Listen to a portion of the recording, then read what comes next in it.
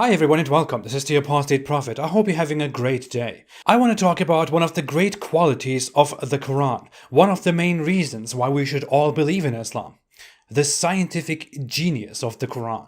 The Quran says in chapter 2 verse 2, "This is a book which you can interpret in any way you like, especially if you figure out that it contradicts with science." Just kidding, that's my version of the verse. Sounds better though, right? It's definitely more accurate. Let's see if it sounds good.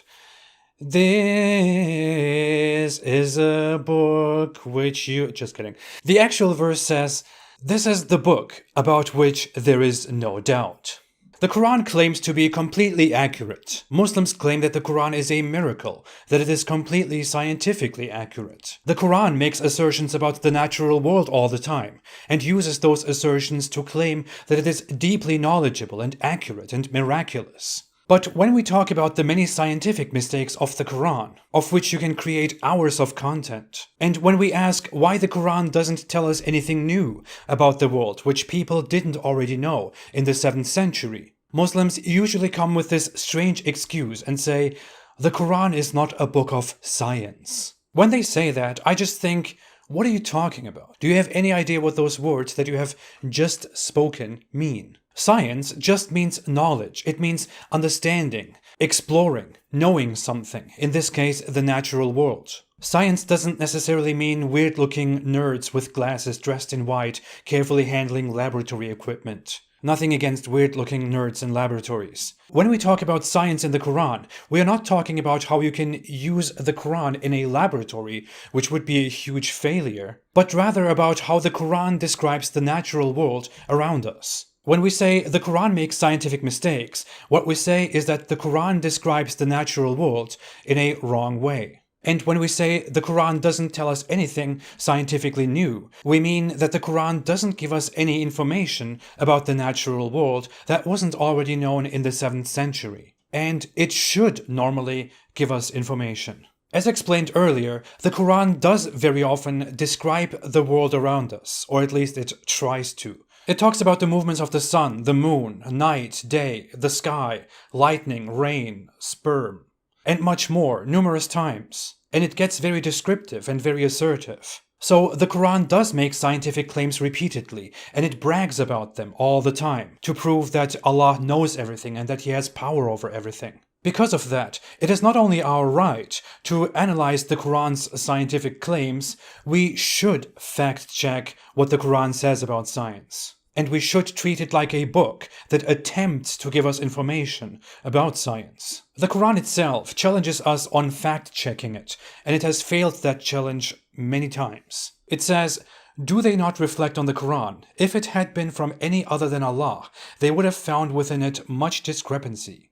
Oh, we have a lot of discrepancy. I will go ahead and say, you don't have to find much discrepancy. If you find only one clear mistake in the Quran, then that means it is not from an Almighty Allah, and the Quran, and thereby Islam, is false. Because the Quran is claimed to be the direct word of Allah, the Almighty, all-knowing Creator. He cannot make a mistake if that is true. I have already made a 1-hour video listing 60 scientific mistakes in the Quran, and I could go on and list even more. I could talk about how the Quran describes all the objects in the sky the wrong way, and how it is completely ignorant on how day and night form. But today, I want to emphasize something different. I want to emphasize the lack of information in the Quran and what this means for this book.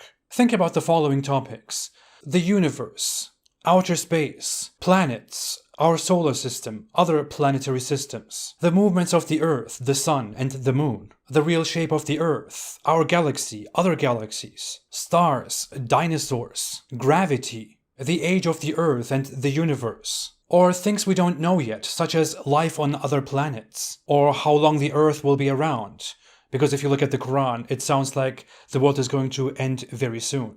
What if all these things had been described in the Quran? No, I'm not saying the Quran is wrong because it doesn't mention dinosaurs and space.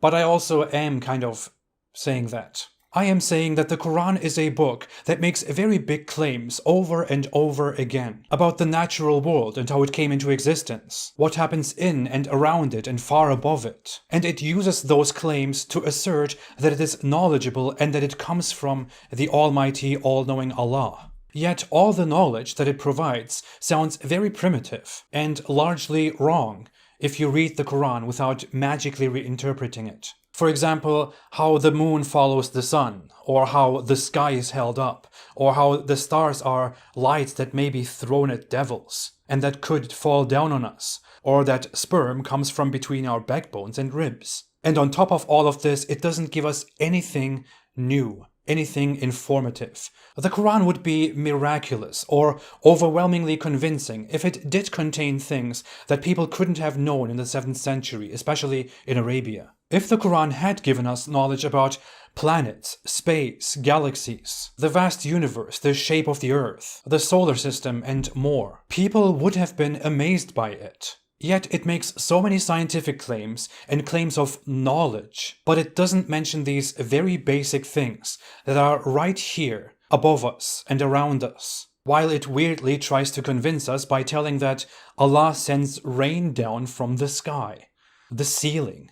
If the Quran does make these claims of knowledge, then it is supposed to convince us that it is the truth and that it comes from a knowledgeable, all-knowing creator. That's what it clearly tries to say. In fact, Muslims themselves keep telling us that the Quran was so shockingly beautiful and wonderful and wise, mostly emphasized by people who haven't even read it. So shouldn't it give us revolutionary knowledge about the natural world instead of just giving us 7th century drivel? That is why Islamic societies believed in a completely wrong cosmology until the Western scientists recently proved them wrong. No thanks to the very wise Quran. I'm not expecting much, right? I'm just expecting that the creator would tell us these basic things.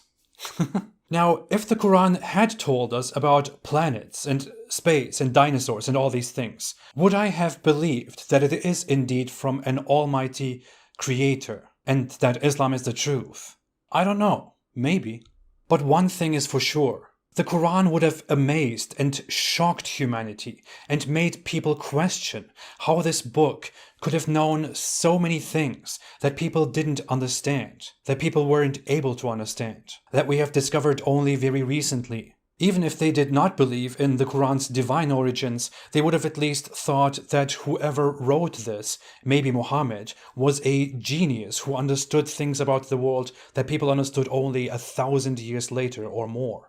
Muslims could then actually say, look, the Quran contains so many things that people couldn't know back then, and that we have learned from the Quran. Yet, if you look at the Quran as it is not only very unimpressive, it is also completely ignorant and just pathetic. It's a joke that describes a sun that goes somewhere at night. It probably takes a bath and goes to a stopping point. According to Muhammad, it prostrates under the throne of Allah, and in the morning it comes back. And all you can do to make the Quran more impressive is to beautify its cover and its text, and to recite it by singing it in a very embarrassingly dramatic way.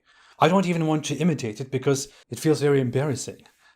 Anyway, so yes, the Quran is definitely not a book of science, but it is a book that makes very scientific claims. And yet it is a book that is very scientifically ignorant, which is why the Quran fails science and humanity. And this failure is so important because it is the Quran itself that tries to convince us and impress us with its knowledge, but it offers nothing but ignorance. Because it was written by ignorant people in the 7th century, as more of us begin to realize. What a shame. Thanks for watching. If you like this video, don't forget to like and to subscribe. Most of my videos are not monetized. If you want to support what I'm doing, you can support me on Patreon or on apostateprophet.com. I will be back very soon. Until then, have a great day and stay away from Islam.